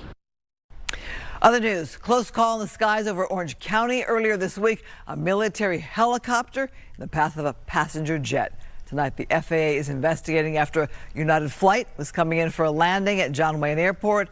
We go live to Fox 11's at Lascaux in Burbank, where that airport is working to avoid incidents like this happening there. Ed. And Christine, they have had a lot of close calls here involving passenger jetliners and civilian helicopters, so much so the FAA put in a new safety procedure based on what was happening here. They instituted that just about a week ago, and that may have helped avoid a disaster down in the OC. First, though, let's get into the story. Sammy, take us into it, will you? Main terminal, Hollywood Burbank Airport. Yeah, it's all lit up, all busy on this Thursday night. Up in the control tower, this new safety protocol deals with the controllers and now radar. First, though, let's start with the controllers dealing with that near miss down in the OC. Watch. United 589, left turn at Echo. United 589, just want to clarify here, did you get just a traffic call reference to helicopter, or did they restrict the altitude or anything? We got the relocation library. The chilling sounds of air traffic control and pilots on board a passenger jetliner as it narrowly misses a mid-air crash with a military helicopter. Got in a hard okay, thank you. And we're going to be addressing that because that was not good. This latest close call happens in the sky near John Wayne Airport in Orange County as a Black Hawk helicopter crosses right into the path of United Flight 589 on final approach from San Francisco with its 168 passengers and crew on board. United now out confirming its flight crew, quote, did see the helicopter and also receive a traffic alert, which they responded to by leveling the aircraft. The United flight landed safely. But it's the same scary scenario that led to the deadly mid-air collision in Washington, D.C. last January. Remember that? When a commercial jetliner crashed with an Army Black Hawk helicopter, bringing this dire warning back then from the NTSB. Commercial airlines have called me to say the next midair is going to be at Burbank. They are paying attention now after a near miss here at Hollywood Burbank Airport between a helicopter and a Beechcraft plane just last month. That led to a new policy enacted just a week ago, switching from visual separation between planes and helicopters to now using radar instead. And experts say it will be much safer. Listen. Helicopters are no longer allowed to use a method called visual separation when working in certain areas. And now those air traffic controllers are required to use radar to keep those helicopters separate. The FAA says it's more safe that way. And that is the hope at this point. Now you're looking live, the control tower of the airport here, and that is exactly where the FAA will be looking at the federal investigators with that situation down in the OC to see if this new safety procedure did play a key role in avoiding a mid-air tragedy over John Wayne Airport. For now, we're live here in Burbank. Back to the west side we go. Coming up, some of the biggest stars in music out for the iHeartRadio Awards tonight. We'll take you to the show next.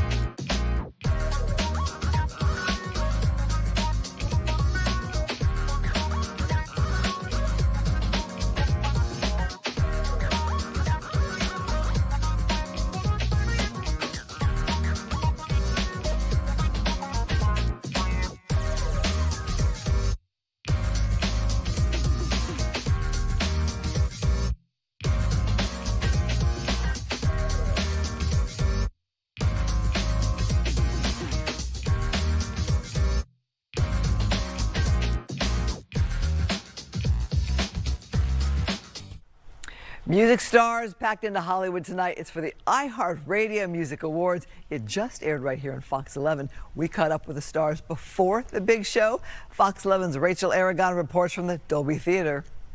It's a great feeling. Great to be just recognized, you know. Stars filling the red carpet inside the Dolby Theater, from first-time iHeart nominees to multi-award-winning artists. It never gets old, no. Obviously, I'm excited to be here. Country stars like Jason Aldean to comedian Nick Iglesias in Hollywood to celebrate achievement in music and entertainment. Artists at the award show spanning all different genres, from rock to country to K-pop. Anything you like to listen to outside of your genre? Well, I do listen to K-pop a lot. I'm excited for the K-pop category, but also I'm really excited for just pop because I'm a huge sucker for pop.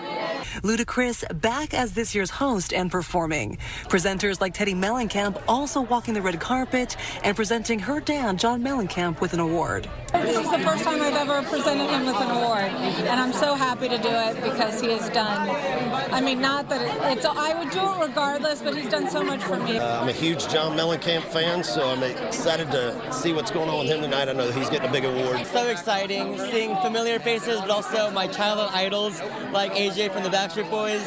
Mine is blown tonight. And speaking of AJ McLean, we asked him personally what were the odds of the Backstreet Boys being on the biggest stage and headlining the Super Bowl next year, right here in Los Angeles. I put the feeler out. It's getting a lot of traction. A lot of people are talking about it. Fans have started this online petition. I think over 100,000 signatures already, so who knows? In Hollywood, Rachel Aragon, Fox 11 News. Good Night LA Weather is sponsored by the law offices of Larry H. Parker. All right, well, we've got that summerish feel going on still here in March with the warmer than normal weather. Let's get to what we're talking about here over the next couple of minutes. Warming a little more actually through the weekend, but next week it is a new weather pattern with cooler temperatures and maybe for the first time in over a month, a little bit of rain could show up around here. The forecast lows overnight tonight, very similar to what we've seen for the last few nights. A lot of the greater LA area, as you see, falls between about 55 and 60 degrees. We're looking at the potential for some low clouds and maybe patchy fog from the coast slightly inland and down through inland Orange County into tomorrow morning. And then as we go through the day tomorrow, well, those low clouds burn off pretty quickly. Then some higher level passing clouds will occur the rest of the day and just filter out the sunshine a little bit. So kind of a partly cloudy day tomorrow. Temperature wise, tomorrow a lot like today, which means again, we could see mid-80s in LA and some other spots farther inland, even hotter. Palm Springs up to 101. That's our hot spot. The IE could have a couple areas reaching or exceeding 90 degrees. We've got some 80s across the valleys. And then again, LA down to inland Orange County, we're in the 80s. You get a little closer to the coast, of course, a little bit cooler, 70s to near 70 degrees there. But our pattern that we've seen for so long is going to hold for another couple of days, which means high pressure just kind of spread out over the southern U.S. keeps us warm through Sunday. We do see that shift, though, finally coming next week, bringing some cooler temperatures with a couple of lows that'll pass through the west coast, and maybe we get some rain. That's the part of the forecast that's a little questionable. We know there's cooler air coming. We might get a couple of showers from this first low, maybe not much between the two, and then that next one passes by. If it stays this far north, we probably won't see much rain around here, but there is that slight possibility. So for the first time in about a month, we at least have rain chances in the forecast. Not high chances, but that chance is there Tuesday, Wednesday, Thursday.